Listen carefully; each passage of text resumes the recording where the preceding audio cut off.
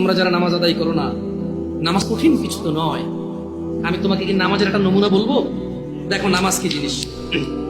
আল্লাহু আকবার বললে, তুমি সানা পড়লে, আউযু বিল্লাহ পড়লে, বিসমিল্লাহ পড়লে, আলহামদুলিল্লাহ রাব্বিল আলামিন মানে সূরা ফাতিহা পড়লে, সঙ্গে যে কোনো একটা সূরা হইলেই হলো, সঙ্গে যে কোনো সূরার বড় একটা আয়াত হইলে হইলো, অথবা ছোট ছোট 3টা আয়াত হলে চলবে। আমি কি তোমাকে ছোট 3টা আয়াত পড়ে শোনাবো?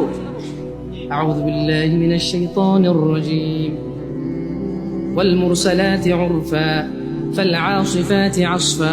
2 আয়াত হয়ে গেছে। আল্লাহু আকবার। এরকম ছোট 3টা আয়াত পড়লেই হলো। قل هو الله أحد الله الصمد لم يلد ولم يولد ولم يكن له كفوا أحد। তো জামশেদ ভাই, নামাজ সহজ কিভাবে? আমি তো শুধু আলহামদুলিল্লাহ সূরা পারি আর কুলহুল্লাহ পারি, আর কিছু এখন পারি না। তো ঠিক আছে, তুমি প্রথম রাকাতে আলহামদুলিল্লাহ সূরা পড়ো, রুকুতে যাও।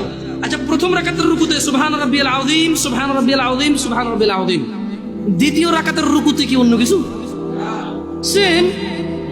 আসলে কি প্রথম রাকাতে যেটা পড়ছি ওটাই, যদি 3 নাম্বার রাকাত থাকে, আল্লাহ 3 নাম্বার রাকাত রুকুতে সেম, ভিন্ন কিছু না। এটা খুব কঠিন কিছু মনে হচ্ছে না, ঠিক না? একটা মুখস্থ করতে পারলেই হলো। আচ্ছা, চতুর্থ রাকাতের রুকুতে কি করবো? সেম। আরে না, এখানে অনেকে